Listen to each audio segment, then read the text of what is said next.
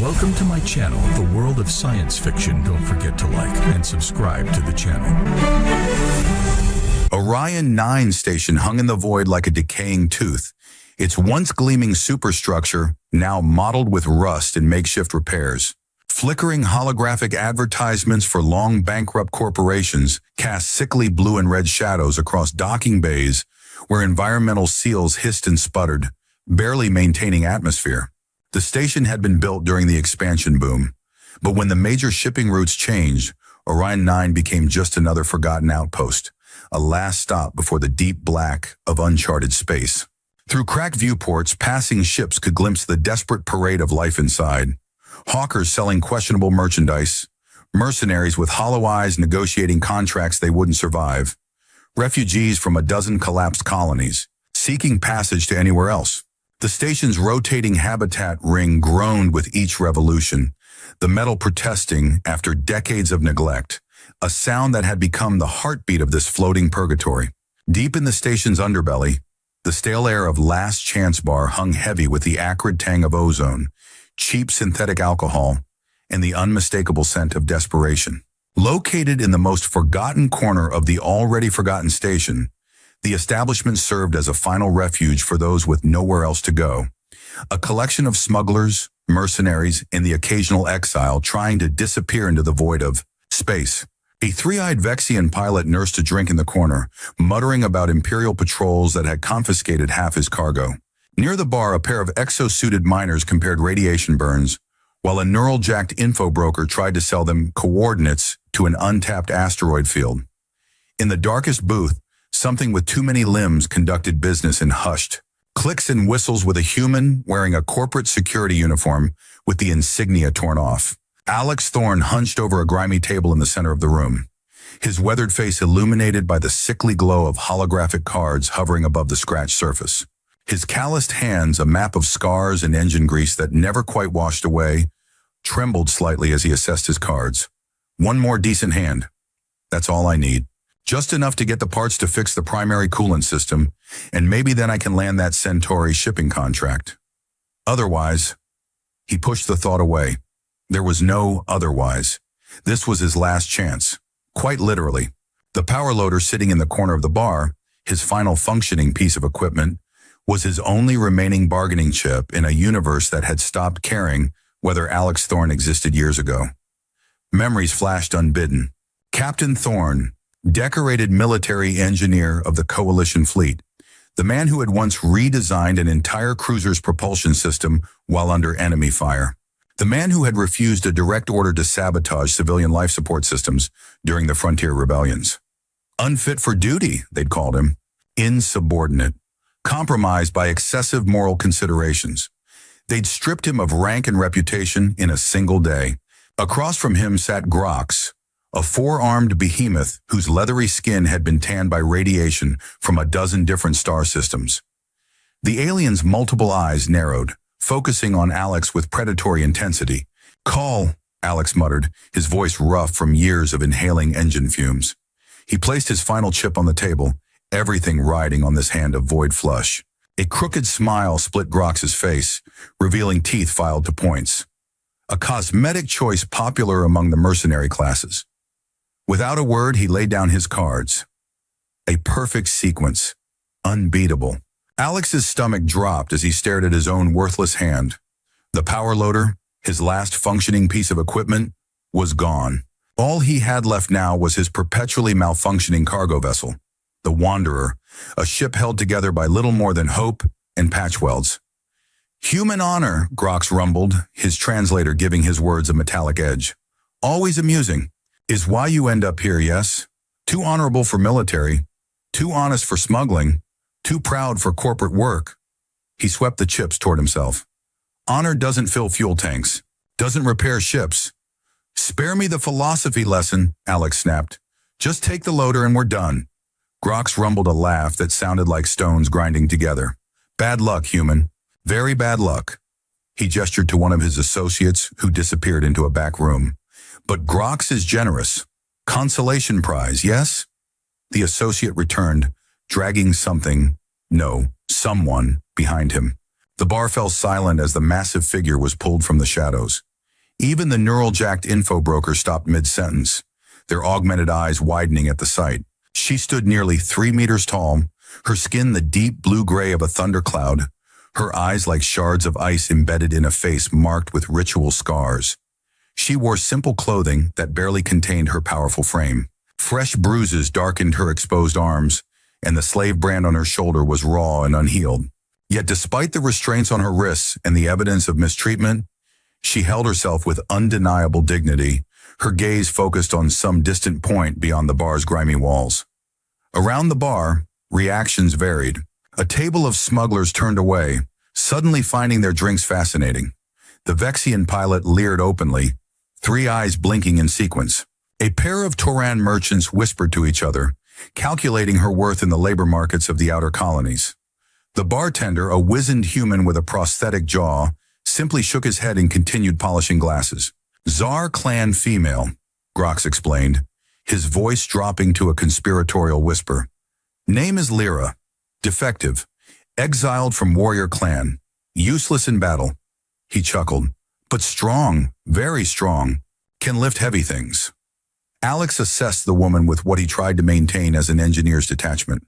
The mountains of scrap metal in his cargo hold needed moving, and without his power loader, he'd be stuck. But something about her vacant stare caught him, reminding him of his own reflection on those first dark days after his discharge. The eyes of someone who had lost everything but refused to break. What's her defect? He asked, voice flatter than he felt. Grok shrugged his 4 shoulders in sequence. Who knows? Who cares? Genetic abnormality, they say. Bad warrior stock. Good for labor only. Alex stood, approaching the towering woman. Her eyes tracked him, but her expression remained perfectly still, a frozen mask revealing nothing of the thoughts behind it. For a moment he hesitated, seeing not just a solution to his problem, but a person who had been reduced to property, just as he had been reduced to a discarded tool when his conscience became inconvenient. We're both trash now, he thought. Cast-offs. Maybe that means something. I'll take her, he said simply, surprised by the firmness in his voice. Minutes later, they stood outside the bar, Alex digging through his duffel bag. He pulled out a baggy jumpsuit and tossed it at her without meeting her eyes. You'll haul crates, no questions. She caught the garment with one fluid motion, slipping it over her frame without comment. The silence felt heavier than any response could have been. They walked through the station's dilapidated corridors, past flickering lights and graffiti-covered walls. Few gave them a second glance. A human and a giant blue woman were hardly the strangest sight on Orion 9. Look, Alex said, breaking the uncomfortable silence. I don't know what your story is, and you don't need to tell me. But I'm not... He trailed off, unsure what he was trying to say. That he wasn't like Grox? That he wasn't buying her for some twisted purpose? That he was somehow better than the other desperate souls on this station? None of it felt true enough to say aloud. Lyra's only response was the rhythmic sound of her steps beside him. The docking bay came into view, and with it, the Wanderer. Even among the collection of battered ships, Alex's vessel stood out for its ugliness. Asymmetrical and covered in mismatched hull plates, it resembled a child's attempt to build a spaceship from discarded parts. Scorch marks and impact craters decorated its surface like a chronicle of misfortune. The loading ramp groaned in protest as it lowered, the hydraulics wheezing with the effort. Alex gestured for Lyra to board first. As she passed him, he caught a glimpse of her eyes, those piercing blue-white orbs that contained neither fear nor submission.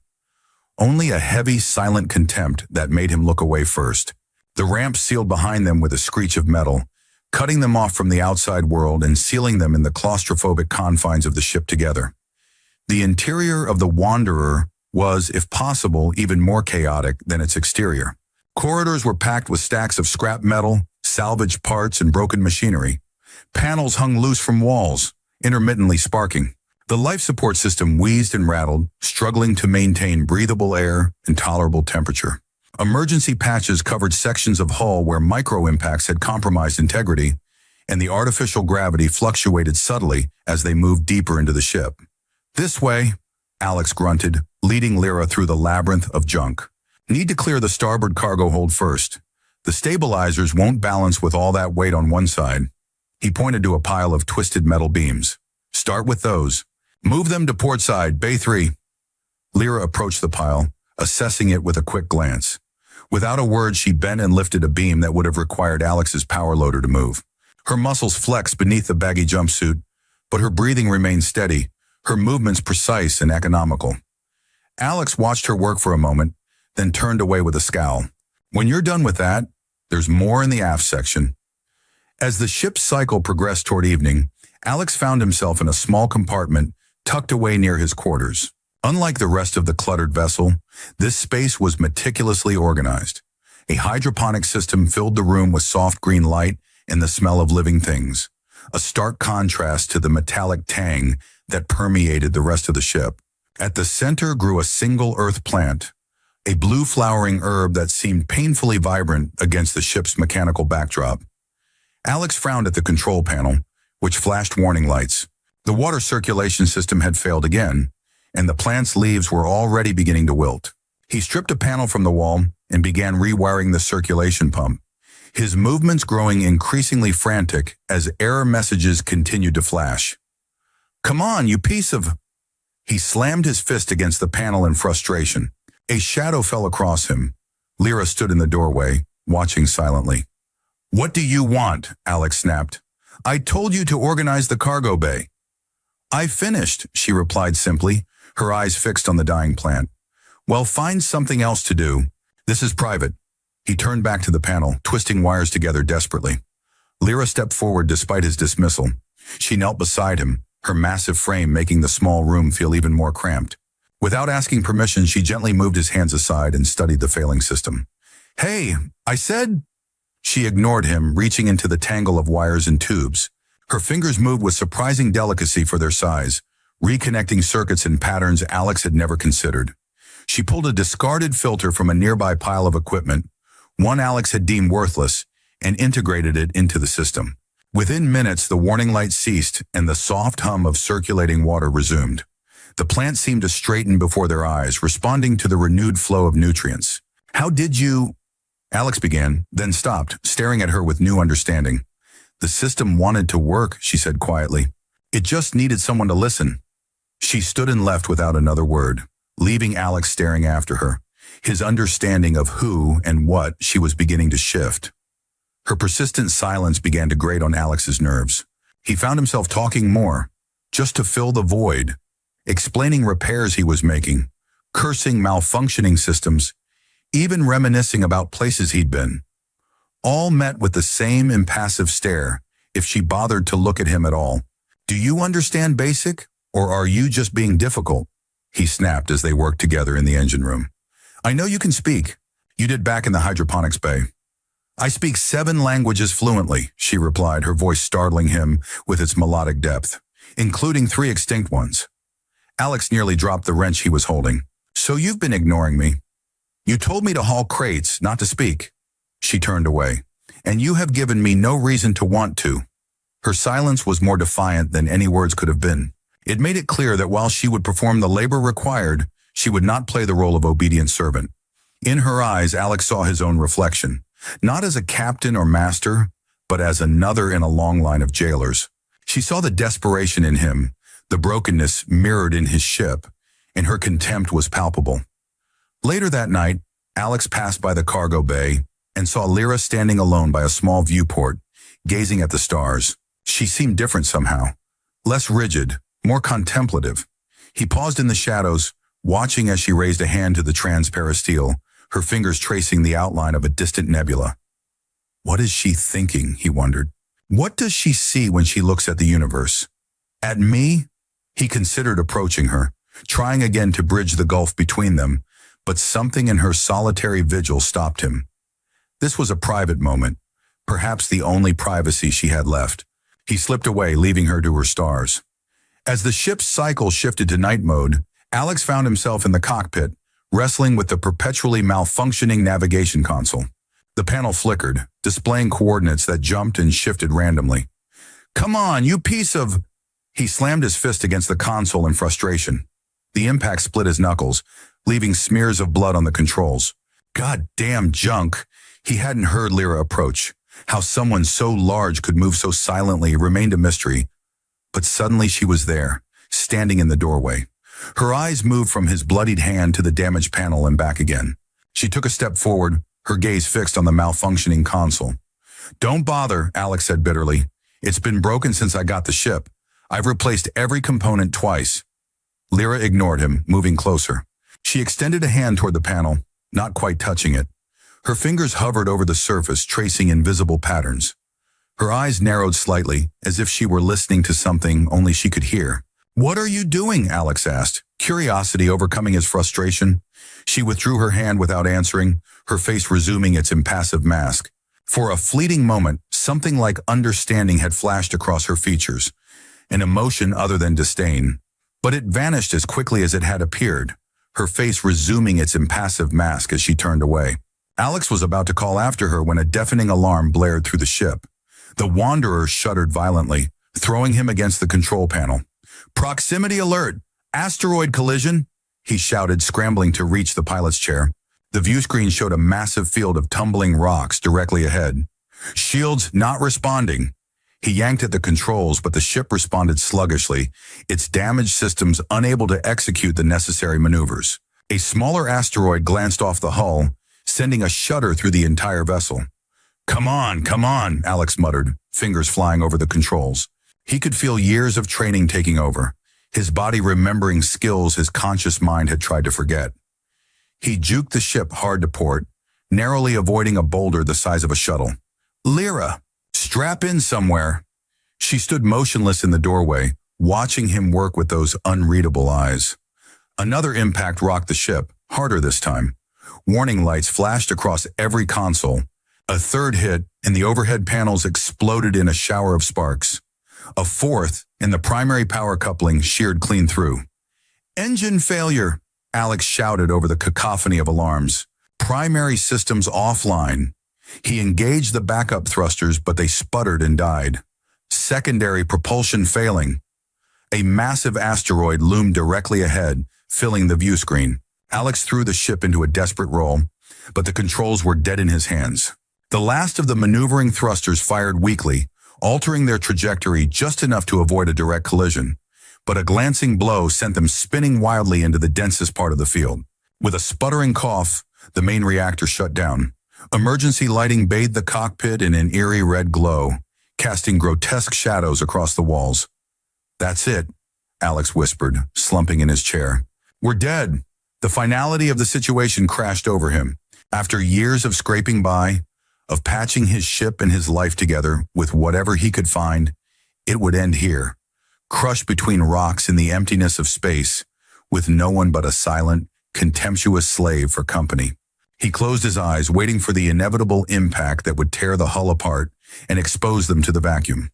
A low, rhythmic hum penetrated the fog of Alex's consciousness. At first, he thought it was the sound of his own blood pulsing in his ears, a final, physiological symphony before death. But as awareness returned, he recognized it as something else, something impossible, the steady thrum of a perfectly calibrated reactor. He felt warmth against his skin, the environmental systems functioning at optimal levels for the first time since he'd owned the ship. The air tasted clean, filtered of the metallic tang of recycled oxygen, and beneath it all, that hum, powerful, constant, alive. The chronometer showed that several hours had passed. Somehow, the Wanderer was stable, its systems operational. He reached for the controls, finding them responsive, the displays clear and accurate. Confused and disbelieving, he staggered to his feet and made his way to the engine room. The sight that greeted him there stopped him in his tracks. Lyra stood amid a transformed space. Her arms were coated in machine oil up to the elbows, her face smudged with grease. But it was what surrounded her that truly astonished him. The piles of scrap that Alex had dismissed as worthless junk had been transformed into elegant, functional components. Old, crude wiring had been replaced with complex energy coils fashioned from copper shavings and antenna fragments. The reactor wasn't just working, it was humming with more power than Alex had ever heard from it. He moved closer, examining her work with growing amazement.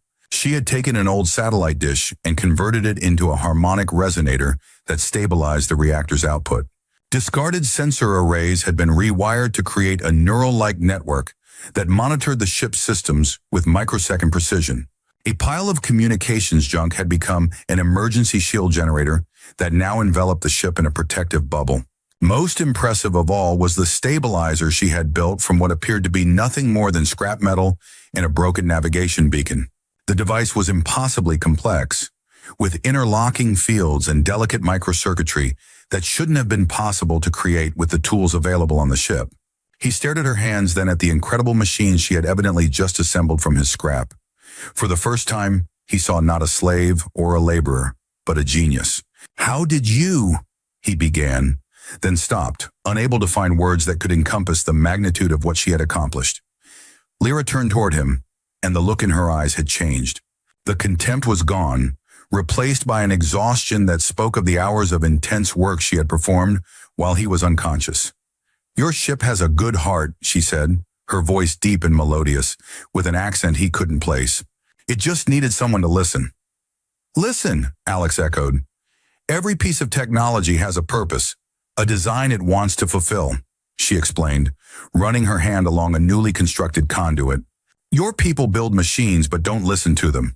My defect, as my clan called it, is that I can hear what they want to become." "That's not a defect," Alex said softly. "That's a gift." Before Lyra could respond, a piercing alarm cut through the air. On the nearest screen, a message flashed. "Unidentified vessel. Hyperspace exit off starboard bow." The bridge of the Wanderer was transformed. Consoles that had been dark for years now glowed with life. Systems Alex had forgotten existed were operational again. On the main screen, a sleek, predatory cruiser hung against the backdrop of stars, its hull bearing the insignia of Helios Corporation. A stylized sun with rays that resembled outstretched hands, grasping at the surrounding space. The cruiser dwarfed the Wanderer, its gleaming white hull unmarred by the scars of hard living that covered Alex's ship. Its weapons ports were open, targeting systems already locked onto them. It had emerged from hyperspace directly in their path, blocking any possible escape route. A communication request flashed on the console. Alex hesitated, then accepted the transmission. The face that appeared on the screen belonged to a human man with cold, calculating eyes and a corporate smile that never reached them. His uniform was pristine, adorned with the silver pins of a Helios captain. Behind him, a bridge crew worked efficiently at polished stations. "Captain Valerius of the Helios Corporate Enforcement Division," the man introduced himself, his voice as smooth and artificial as synthetic silk. "You are in possession of stolen property. Return it immediately, and we may consider reducing the penalties." Alex's eyes widened in recognition. "Valerius? Marcus Valerius?" The corporate captain's practiced smile faltered momentarily. Well, Lieutenant Commander Thorne?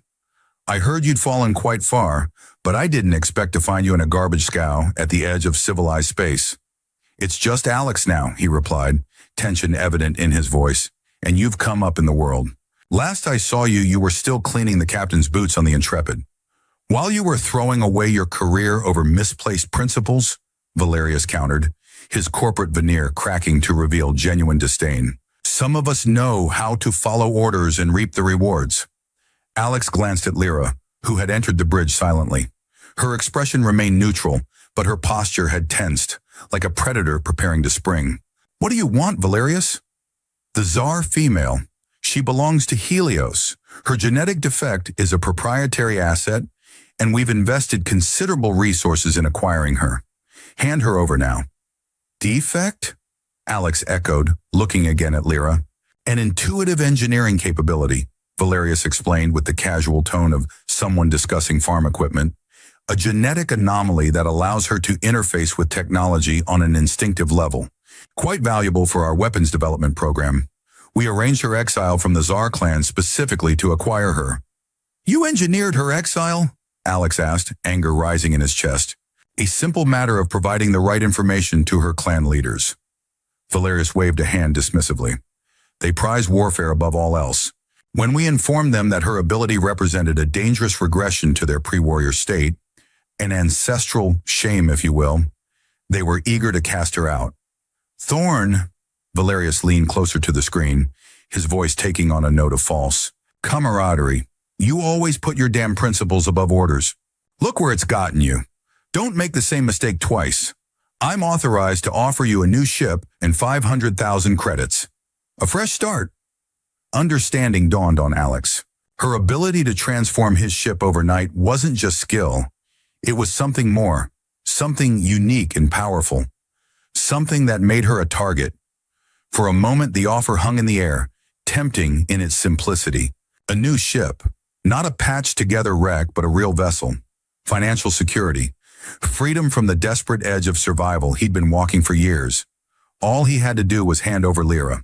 He looked at her, standing tall and dignified despite everything that had been done to her. Despite the fact that she was being discussed as an object to be traded. In her eyes, he saw not the contempt of before, but something else. Resignation. She expected to be betrayed. Again, just like I was, he thought, cast aside when convenient. She's not property, Alex said without hesitation, surprising himself with the conviction in his voice. Captain Valerius's expression hardened. You misunderstand, Salvager. This isn't a negotiation. He leaned forward. But I'm authorized to offer you significant compensation. A new ship. A real one. Not that collection of junk. Plus 500,000 credits. Enough to start fresh anywhere in the sector. Alex's fingers hovered over the console.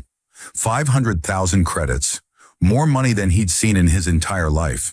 Enough to buy not just a ship, but legitimacy. A future. He glanced at Lyra again. She met his gaze steadily, her face showing no emotion. But behind the stoic mask, he thought he could see a flicker of the same resignation he'd felt when the military tribunal had pronounced his sentence. The knowledge that your fate rested in the hands of those who saw you only as a means to an end. Not interested, Alex said, cutting the audio transmission. He moved to the tactical terminal, which now functioned flawlessly thanks to Lyra's modifications. Lyra stepped up beside him, her massive frame casting a shadow over the console. They will kill you, she said quietly. You should have taken their offer. And what would they do to you, he asked, not looking up from the console. Use me, as everyone does. There was no self-pity in her voice, only a statement of fact. Not everyone, Alex replied, finally meeting her eyes. Not anymore. A ghost of a smile touched her lips.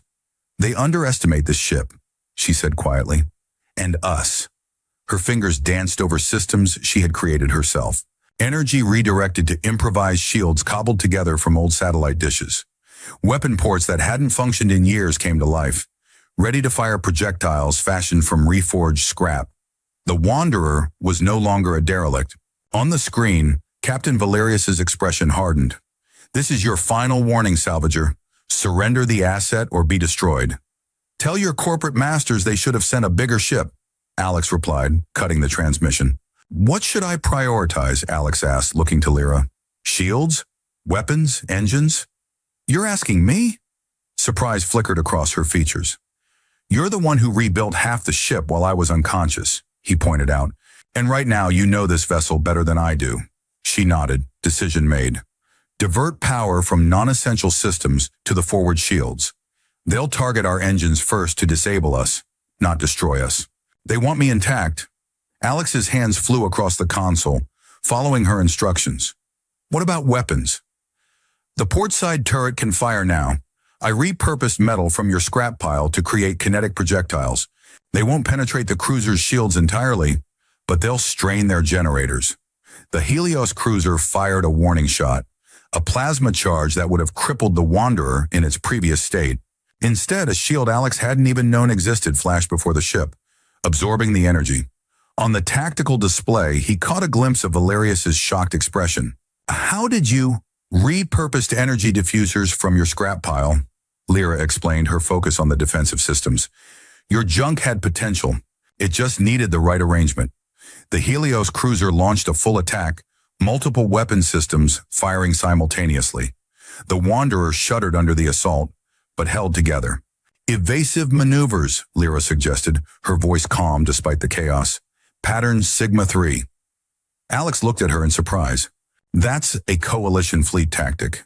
I studied your military for years, she replied without taking her eyes off the tactical display. Their strengths, their weaknesses. Alex's hands found the controls. Muscle memory from his military days returning in a rush. He pitched the ship into a tight spiral, avoiding the majority of the incoming fire. The Wanderer responded with a nimbleness that seemed impossible for its bulk, dancing between plasma bolts with grace. "Return fire," he ordered, and Lyra activated the weapon system she had cobbled together. Projectiles fashioned from scrap metal, accelerated to incredible speeds by makeshift magnetic rails, struck the Helios cruiser's hull. The corporate ship's shields flickered under the unexpected assault. "They didn't expect us to have teeth," Alex said with grim satisfaction. "Target their port shield generator," Lyra advised. "I'm reading fluctuations in their harmonics." Alex adjusted their aim, launching another barrage. This time the shots penetrated the weakened section of the Helios cruiser's defenses, causing a secondary explosion along its hull. "We got them!" Alex exclaimed. Lyra's expression remained serious. "A minor victory. Their structural integrity is at 98%. Ours is at 64 and falling." The battle raged across the emptiness of space, the Wanderer proving surprisingly agile and resilient. Alex piloted with skill he thought long forgotten, while Lyra coordinated their defenses with intuitive precision. They moved in perfect synchronization, as if they had fought together for years rather than hours. But the Helios cruiser was a military-grade vessel, designed for combat. Despite their improvised defenses, the Wanderer took hit after hit. Sections of the ship lost atmosphere, automatically sealing themselves off. The makeshift shield generator overheated, its components glowing white-hot from the strain. "Port stabilizers failing," Lyra reported, her hands moving frantically across the controls. "Hull breach in sections 7 through 9. A massive hit rocked the ship, sending sparks cascading from the ceiling. The lights flickered, and Alex smelled the unmistakable scent of burning insulation. "Primary coolant system ruptured," he called out, watching the temperature gauges spike into the red. "We've got 5 minutes before the reactor goes critical." Another direct hit sent Alex flying from his chair. He crashed against a bulkhead, pain exploding in his ribs. Smoke filled the bridge as consoles shorted out in cascading failures. "Engine failure," Lyra reported, her fingers flying over the controls. "Life support systems failing. Hull integrity at 30%. On the screen, the Helios cruiser positioned itself for a killing blow. Their weapon systems charged, preparing to deliver the final strike that would tear the Wanderer apart. The ship lurched violently as something critical gave way. Emergency bulkheads slammed down, sealing off sections of the vessel. Through the viewport, Alex could see debris, parts of his own ship, drifting away into the void. "Fire and engineering," a computerized voice announced dispassionately. "Reactor containment at risk." "We need to abandon ship," Alex said, struggling to his feet. "Is there an escape pod that still works?" Lyra turned to Alex, her ice-blue eyes meeting his directly for the first time. "There is one more improvement I can make," she said softly. She explained her defect in full. It wasn't just intuitive engineering. It was the ability to achieve complete symbiosis with technology. She could become the ship, merging her nervous system with its systems. The process was irreversible. She would lose her physical form, becoming the consciousness, the soul of the Wanderer. "My people once were builders, not warriors," she explained, her voice steady despite the chaos around them. "Before the Great Shift, we could speak to machines, become one with our creations. It was deemed weak, unworthy, so they bred it out of the bloodline, except for rare throwbacks like me. And now Helios wants to weaponize you," Alex said, understanding dawning. "Use your ability to create living weapons." She nodded. "I can save us, but the cost is myself." "I won't let you do this," Alex said, his voice breaking. "There has to be another way." Another explosion rocked the ship. A support beam crashed down, narrowly missing them. The ship's computer continued its calm countdown to reactor breach. "Reactor containment at critical levels. 4 minutes to catastrophic failure." "There is no other way," Lyra said. "This ship is dying, but I can become its soul." "That's suicide," Alex protested. It's transformation, evolution." Her expression softened. "It's freedom." Lyra reached out, her massive hand gentle as she touched his cheek. "You traded junk for me. You saw a person when others saw a thing. You gave me purpose, not just orders." Her eyes softened. "This is my choice." Before he could protest further, she initiated the merger. Alex watched in horror and awe as light emanated from Lyra's body, flowing into the ship around them. It began as a soft glow beneath her blue-gray skin, like lightning seen through storm clouds. The light intensified, tracing patterns across her body that matched the circuitry of the ship. Her eyes, those ice-chip orbs, became radiant, filled with an inner luminescence that spilled out and reached toward the consoles, the walls, the very structure of the vessel. "Lyra!" Alex called, reaching for her, but his hand passed through her increasingly translucent form. She didn't smile. Her face contorted in pain as her physical form began to dissolve. The process wasn't the peaceful transformation she had implied. Her body arched in agony as neural pathways rewrote themselves, merging with the ship's systems. "It hurts," she gasped, her voice distorting as her vocal cords began to dematerialize. "But it's necessary, worth it." Alex tried again to reach her, desperately wanting to stop the process, but it was too late. Her atoms were already becoming one with the ship, her consciousness expanding beyond the limits of her physical form. The bulkheads shifted, consoles flared with new life. Wounds in the hull began to seal themselves, metal flowing like liquid to close breaches. The failing reactor stabilized, its chaotic energy patterns resolving into a perfect, harmonious hum. Weapon systems cobbled from scrap began to hum with energy. The ship itself seemed to take a breath. Alex felt the deck plates beneath his feet warm slightly. Throughout the ship, broken systems came back online. Damaged components repaired themselves. The structure groaned and shifted, not in pain but in rebirth. As Lyra's physical form faded completely, the ship around him changed. The asymmetrical, patched-together hull restructured itself, becoming sleeker, more purposeful. The scars and dents smoothed away, replaced by elegant lines that no human engineer could have designed. The entire vessel was transforming, guided by Lyra's consciousness and her innate understanding of what the technology wanted to become. Her voice came not from beside him, but from speakers throughout the ship, distorted, broken, interspersed with static and mechanical noise. Alex," the voice stuttered, as if learning to use this new form of communication. "I am here, everywhere, in the walls, in the air, in the systems." The lights flickered erratically, then stabilized. The temperature fluctuated wildly before settling at a comfortable level. It was as if the ship, as if Lyra, was learning to control her new body. "Lyra," Alex whispered, placing his hand on the nearest console. "I'm so sorry." The static gradually cleared from her voice, becoming more recognizable with each word. "We are one, Alex." Lyra's voice resonated from every surface of the ship, finally achieving the calm, powerful, omnipresent quality that would become her new normal.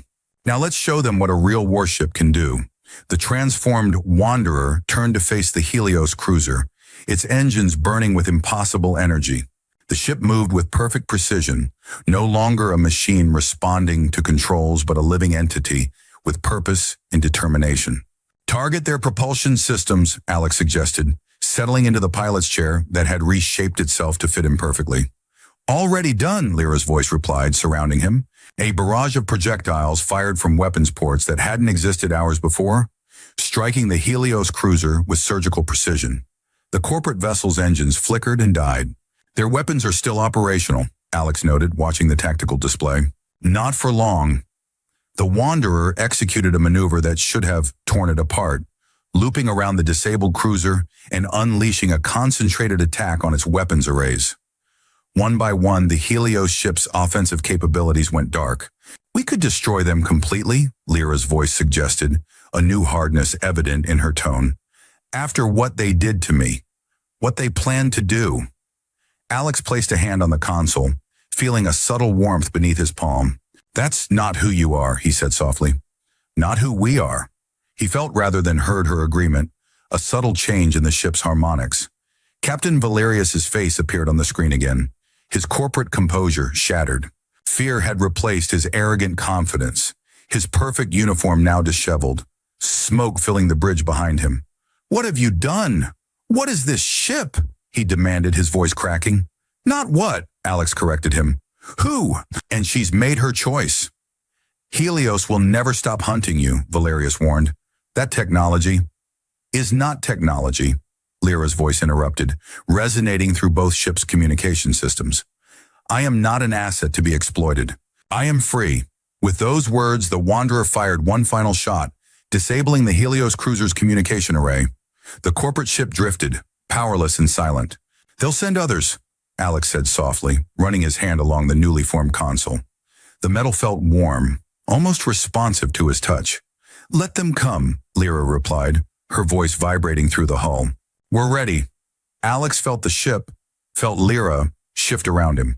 Bulkheads reinforced themselves, systems optimized in real time. The damaged sections regenerated, not just repairing, but improving. Corridors widened subtly to accommodate his movements. Environmental systems adjusted to his preferred temperature. What had once been a broken-down cargo hauler was now something unprecedented. A vessel with a soul, a warship born from scrap and sacrifice. "Can you still feel?" Alex asked hesitantly, standing alone in the empty bridge. "Are you still you?" The lights dimmed slightly, then brightened. A gentle hum resonated through the deck plates beneath his feet, almost like a purr. When Lyra's voice came again, it seemed to emanate from everywhere and nowhere at once. The boundaries between ship and consciousness blurred beyond recognition. "I am more than I was," Lyra's voice replied, somehow both everywhere and intimately close. "I can feel the cosmic radiation against my hull. I can taste the composition of nearby asteroids. I can sense gravitational waves from distant stars." "But do you regret it?" he pressed. "This transformation?" The temperature in the room warmed slightly, comfortingly. A holographic display activated, showing a rendering of Lyra's face, more serene than he had ever seen it in reality. "For the first time, I am whole," she said. "My people forgot their true heritage, Alex. We were not meant to be warriors, but creators, shapers, partners with our technology, not just users of it." The hologram flickered and disappeared, leaving Alex truly alone in the bridge, surrounded by the vessel that had become Lyra, or that Lyra had become. "Where to now, Captain?" her voice asked, a hint of warmth in her omnipresent tone. Alex leaned back in his chair, looking out at the stars through the view screen. For the first time in years, the possibilities seemed endless. He placed his palm against the main console, feeling the subtle warmth that rose to meet his touch. The metal seemed to soften slightly beneath his fingers, not enough to notice visually, but enough to feel, like a hand gently squeezing his own. He was alone in the room, but he would never be alone again. "Anywhere," he said softly. "Everywhere. As long as we're together." The Wanderer, transformed, reborn, accelerated into the darkness, leaving the disabled Helios cruiser behind. Its engines glowed with impossible energy as it carried its small crew toward the unknown. He had traded junk for a Giantess. "She'll haul crates." She had boarded, and his wreck had become a warship.